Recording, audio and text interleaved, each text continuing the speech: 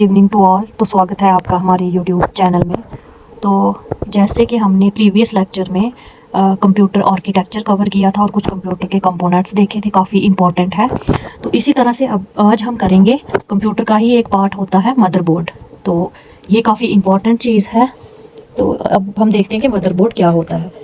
तो मदरबोर्ड जो होता है एक सर्किट बोर्ड होता है जो कंप्यूटर में कंटेन होता है, उसी को हम मदरबोर्ड कहते हैं। तो जैसे कि कंप्यूटर का अगर कोई कीबोर्ड नहीं चल रहा है, माउस नहीं काम कर रहा है, तो भी कंप्यूटर कुछ ना कुछ इंस्ट्रक्शंस हमें देता है। लेकिन मदरबोर्ड अगर बिल्कुल बंद हो जाए तो कंप्यूटर कोई भी इंस्ट्रक्शन एग्जीक्यूट नहीं करता है। इसलिए ये काफ़ी इंपॉर्टेंट चीज़ है कंप्यूटर की। जिस तरह से हम घर में देखते हैं कि हमारी मदर जो है काफ़ी अहम रोल उन्हीं का होता है, तो इसी तरह से सोच लो कि यहाँ पर भी कंप्यूटर का भी मदरबोर्ड मेन हिस्सा है। तो इसी तरह से हम इसको डिस्कस करते हैं कि क्या होता है। It is also known as the main board. इसको मैन बोर्ड भी कहा जाता है, या फिर लॉजिक बोर्ड, या सिस्टम बोर्ड और प्लानर बोर्ड, 3-4 नाम से जाना जाता है। तो इस पे भी क्वेश्चन फ्रेम हो सकता है कि आपको कहेंगे कि कंप्यूटर की कौन सी एक ऐसी चीज़ है जिसको हम लॉजिक बोर्ड कहते हैं या फिर प्लानर बोर्ड कहते हैं, तो वो मदरबोर्ड को कहा जाता है। All the other electronic devices and circuits of computer system are attached to this board like CPU, ROM, RAM, expansion slots, PCI slots and USB ports। तो इसमें क्या होता है कि बाकी जितनी भी कंप्यूटर की इलेक्ट्रॉनिक डिवाइसेस जो होते हैं, सर्किट होते हैं कंप्यूटर सिस्टम के, वो इस मदरबोर्ड के साथ अटैच होते हैं। जैसे CPU हो गया, सेंट्रल प्रोसेसिंग यूनिट हो गया, ROM हो गया, रीड ओनली मेमोरी, RAM हो गया, random access memory, expansion slots हो गई, PCI स्लॉट्स और USB पोर्ट। तो PCI स्लॉट्स क्या होते हैं, मींस जो एग्जांपल PCI की देखें हम तो हार्डवेयर में जो आगे जैसे पेरिफेरल कंपोनेंट इंटरकनेक्टेड। तो इसी तरह से USB क्या होता है, यूनिवर्सल सीरियल पोर्ट्स। तो ये सब किस में जुड़े होते हैं, ये मदरबोर्ड में होते हैं। तो हो गया। अगर मदरबोर्ड नहीं होगा तो जब तक हमें प्रोसेसिंग डेटा नहीं मिलता है तो प्रोसेस कौन करता है, CPU करता है। तो CPU ही खुद कहाँ पर अटैच होता है, मदरबोर्ड में होता है। यहाँ से ही आपको पता चला होगा कि मदरबोर्ड का कितना अहम रोल होता है कंप्यूटर में। It also includes controllers for devices like the hard drive, DVD drive, keyboard and mouse। इसमें बाकी क्या होता है, कुछ कंट्रोलर इंक्लूड होते हैं डिवाइसेस जैसे हार्ड ड्राइव हो गया, DVD ड्राइव, कीबोर्ड और माउस। अगर दूसरे लफ्ज़ों में हम इसको समझें तो मदरबोर्ड जो है वो हर एक चीज़ कंप्यूटर में इकट्ठे से बनाती है। तो motherboard makes everything in a computer work together. तो कंप्यूटर में जो भी काम इकट्ठे से एक साथ में होता है तो वो सब कौन बनाता है, सब कौन कंट्रोल करता है, मदरबोर्ड का काम होता है। इसी तरह से आपको मदरबोर्ड का पता चल गया कि क्या होता है, कितना मैन इंपॉर्टेंट पार्ट है कंप्यूटर का। तो इसके कुछ कंपोनेंट्स होते हैं जी, जैसे फर्स्ट आ गया इसका CMOS, बैटरी होती है, बायोस चिप होती है, फ़ैन, कुछ एक्सपेंशन स्लॉट होते हैं, SMPS होता है, PCI स्लॉट हो गया, प्रोसेसर चिप हो गया, और कुछ बसेस इसमें होती हैं जो कि इसका कंपोनेंट है। तो जो ये शॉर्ट फॉर्म में दिया हुआ है तो काफ़ी चांसेस होते हैं इसके क्वेश्चन फ्रेम होने के कि आप इसका CMOS को मतलब एज अ फुल फॉर्म में कैसे लिखा जाता है। तो CMOS क्या होता है, कॉम्प्लीमेंट्री मेटल ऑक्साइड सेमीकंडक्टर। इसी तरह से बायोस चिप क्या होती है, बेसिक इनपुट आउटपुट सिस्टम जो है, ये किसका कंपोनेंट है, मदरबोर्ड का है। फैन हो गया, एक्सपेंशन स्लॉट हो गया। तो SMPS क्या होता है, ये भी काफ़ी इंपॉर्टेंट है, शायद से किसी एक एग्ज़ाम में ये क्वेश्चन फ्रेम हुआ है, स्विच्ड मोड पावर सप्लाई। तो इसी तरह से PCI स्लॉट जैसे आपने देखा, पेरिफेरल कंपोनेंट इंटरकनेक्टेड, मींस जो हार्डवेयर कंपोनेंट्स होते हैं। तो प्रोसेसर चिप आ गया और कुछ बसेस होती हैं, ठीक है। इसी तरह से the number of cycle CPU execute पर सेकंड मेजर्ड इन गीगाहर्ट्ज़। तो जो भी नंबर ऑफ साइकिल CPU पर सेकंड पर एक्सिक्यूट करता है CPU का, तो वो किस में मेजर किया जाता है, गीगाहर्ट्ज़ में किया जाता है। इसी तरह से हम देखेंगे मदरबोर्ड का एक कंपोनेंट जो कि बसेस होती हैं। इसको हम यूज़ करते हैं सिग्नल को कंट्रोल करने के लिए, और जो भी डेटा होता है किसके बीच में, प्रोसेसर और बाकी कंपोनेंट्स के बीच में जो डेटा होता है उसको भी क्या करता है, कंट्रोल करता है। तो इसी तरह से हम देखेंगे इसमें कौन कौन सी बसेस होती हैं। तो सबसे पहले आ गया इसका इंटरनल बस। तो इंटरनल बस जो है वो क्या काम करती है, कनेक्ट करती है कंपोनेंट को इनसाइड द मदरबोर्ड। तो मदरबोर्ड के अंदर जो भी कंपोनेंट्स होते हैं उनको कनेक्ट कौन करता है, इंटरनल बस। तो आपको वर्ड इंटरनल से ही पता चल गया होगा कि इंटरनल मीन्स इनसाइड। तो मदरबोर्ड के अंदर जो भी कंपोनेंट्स होते हैं उनको कनेक्ट करता है, जैसे CPU हो गया और सिस्टम मेमोरी हो गई, इसको हम क्या कहते हैं, सिस्टम बस कहते हैं।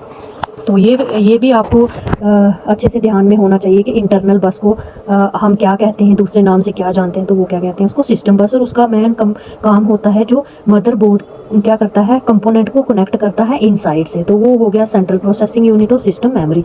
इसी तरह से दूसरी टाइप क्या हो गई इसकी, एक्सटर्नल बस। तो एक्सटर्नल मीन्स आउटसाइड, तो ये क्या करता है, कनेक्ट करता है डिफरेंट मुख्तलिफ किस्म की एक्सटर्नल डिवाइसेस को, जैसे पेरिफेरल एक्सपेंशन स्लॉट्स हो गया, इनपुट आउटपुट पोर्ट्स और drive connection to reset of computer. It is also refer to as the expansion bus. तो जिस तरह से आपने देखा कि इंटरनल बस को हम सिस्टम बस कहते हैं और एक्सटर्नल बस को हम एक्सपेंशन बस भी कहते हैं।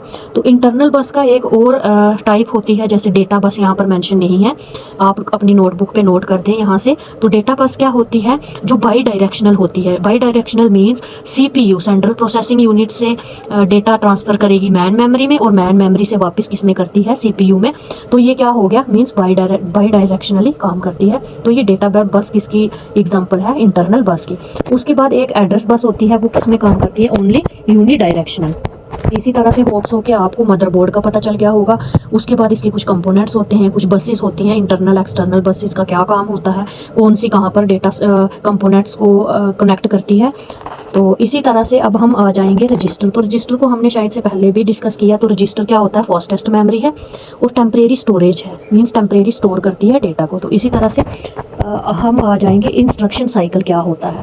तो इंस्ट्रक्शन साइकिल क्या होता है, जैसे हम कोई भी डेटा इनपुट करते हैं कंप्यूटर में, तो सबसे पहले जैसे आपको ये चार्ट दिख रहा होगा, स्टार्ट कहाँ से होता है, जहाँ पर एरो लगा हुआ है मीन स्टार्ट। तो इसका फर्स्ट क्या होता है, फैच होता है। फैच मीन्स यहाँ पर हम देखेंगे, अगर हम इनपुट में देते हैं, इनपुट डिवाइसेस के द्वारा कुछ भी डेटा इंसर्ट करते हैं कंप्यूटर में, मीन्स 4+4 करेंगे, तो वो डेटा अंदर जाके फैच होता है। फैच मीन्स 4+4 को वो क्या करेगा, 16 करेगा। उसके बाद वो डिकोड होगा।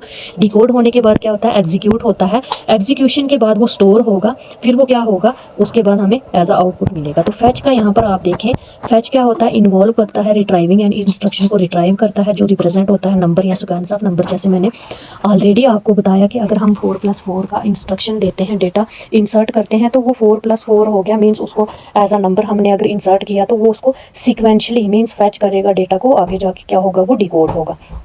तो इसी तरह से होप्स हो के आपको फैच का पता चल गया क्या होता है। नेक्स्ट है डिकोड। तो the instruction that the CPU fetches from memory determines what the CPU will do. तो ये इंस्ट्रक्शन सेंट्रल प्रोसेसिंग यूनिट क्या करती है, फैच करता है। तो वो इसी तरह से आगे सीपीयू क्या करेगा। एग्जीक्यूट क्या है, after the fetch and decode step. जैसे आपने पहले देखा, उसमें जो फ्लो चार्ट बना हुआ था, उसमें पहले फैच होता है, डिकोड होता है, डिकोड के बाद क्या होगा, एग्जीक्यूट होगा। तो यहाँ पर ये चीज़ बताई है कि आफ्टर द फैच और डिकोड स्टेप के बाद क्या होता है, एग्जीक्यूट स्टेप परफॉर्म होगा। तो वो किस पे डिपेंड करता है, सीपीयू आर्किटेक्चर। दिस में consist of a single action और अ सीक्वेंस ऑफ एक्शन होता है। तो इसी तरह से नेक्स्ट क्या है, मशीन साइकिल क्या होता है, इसको डिफाइन करते हैं बाय द टाइम से, that takes to fetch two operands from register and perform ALU arithmetic logic unit operation, और स्टोर करता है रिजल्ट को रजिस्टर में। तो पाइपलाइनिंग क्या होती है, ये इम्प्रूव करती है एग्जीक्यूशन स्पीड को, और उसमें क्या करता है, क्या डालता है, एग्जीक्यूशन स्टेप डालता है सेवरल इंस्ट्रक्शन पैरेलल में, और इसी को हम इम्प्लीमेंट इंस्ट्रक्शन प्रीफैच कहते हैं। उसके बाद है वर्ड सॉकेट। तो सॉकेट्स क्या होते हैं, ये कनेक्टिंग पॉइंट होते हैं चिप के किसमें, मदरबोर्ड में।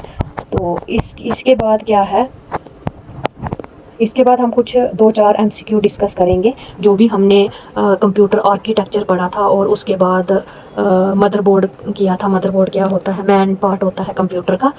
तो उसके कुछ कंपोनेंट्स देखे थे हमने, जैसे बायोस हो गया, बेसिक इनपुट आउटपुट। तो इसी तरह से कुछ उसकी बसेस होती हैं, इंटरनल बस की होती है जो इंटरनल कंपोनेंट्स को कनेक्ट करती है। उसकी फर्दर 2 टाइप्स हो गए, जैसे डेटा बस हो गई और हमने देखा, और एक एक्सटर्नल बस हो गया, उसका क्या काम होता है। तो इसी तरह से हम ज़्यादा टाइम वेस्ट नहीं करेंगे, तो हम फर्स्ट MCQ डिस्कस करते हैं। ये सब चीज़ें उसी में से हैं जो हमने कंप्यूटर आर्किटेक्चर देखा था, और उसके बाद मदरबोर्ड और उसके कुछ कंपोनेंट। तो the basic function performed by computer is are. तो कंप्यूटर का जो बेसिक काम होता है, फंक्शन जो उसका परफॉर्म करता है, वो क्या होता है, डेटा प्रोसेसिंग भी करता है, जैसे आपने देखा डेटा स्टोरेज भी करता है, डेटा मूवमेंट भी होती है, डेटा कंट्रोल भी होता है। तो फिर इसका कौन सा ऑप्शन करेक्ट होगा, ई पार्ट, ऑल ऑफ दिस। तो जैसे आपको पता है कि कंप्यूटर के ये सारे काम होते हैं। इसी तरह से क्वेश्चन नंबर 2 देखेंगे, which of the following is a part of central processing unit of a computer. तो इसमें से आपको बताना है कि इसमें से कौन सा CPU सेंट्रल प्रोसेसिंग यूनिट का पार्ट है, तो वो है मेमोरी रजिस्टर। इसी तरह से थर्ड वन है which of the following is not a computer component, तो इसमें से कौन सा कंप्यूटर कंपोनेंट नहीं है, तो इसमें आपको मैन दिख ही रहा होगा, जैसे मेमोरी है तो it's also a computer component. CPU हो गया, ALU हम अभी तक कर रहे थे, तो इसमें से कंप्यूटर कंपोनेंट पेपर जो है वो नहीं है। तो इसी तरह से क्वेश्चन 4 क्या है, किसको कहा जाता है brain of any computer system, तो अभी हमने डिस्कस किया था ब्रेन ऑफ कंप्यूटर किसको कहा जाता है, सेंट्रल प्रोसेसिंग यूनिट को। तो इसी तरह से which of the following is a single chip based device that is a complete processor in itself and is capable of performing arithmetic और लॉजिक ऑपरेशंस जो है वो किस में परफॉर्म होते हैं, तो वो है माइक्रो प्रोसेसर में। इसी तरह से हम देखेंगे कि कैशे मेमोरी जो है वो कहाँ पर पाई जाती है, क्वेश्चन नंबर 6। तो वो हमने अभी पढ़ा था कि जो सेंट्रल प्रोसेसिंग यूनिट होता है उसमें हमारी कैशे मेमोरी जो है वो लोकेटेड है। Now let's come on 7th MCQ which instruction is use for loading data into CPU accumulator register from memory, तो कौन सी इंस्ट्रक्शन हम यूज़ करते हैं डेटा को लोड करने के लिए जो CPU एक्यूमुलेटर रजिस्टर करता है मेमोरी से, तो वो होता है loading means load. CPU is fabricated as a single integrated circuit, उसको हम क्या कहेंगे, तो उसको हम कहेंगे माइक्रो प्रोसेसर। तो नेक्स्ट है which part of a CPU coordinates all the function of a computer, तो अभी आपने देखा था कि इनमें से कौन सा CPU कोऑर्डिनेट करता है कंप्यूटर के फंक्शन को, तो वो है कंट्रोल यूनिट आपका CU, जिसको हम क्या भी कहते हैं, नर्व सिस्टम ऑफ कंप्यूटर। ठीक है, इसी तरह से हमारा आ जाएगा 10th question, what does ALU in computing denote, तो ALU आपको पता है अर्थमेटिक लॉजिक यूनिट होता है।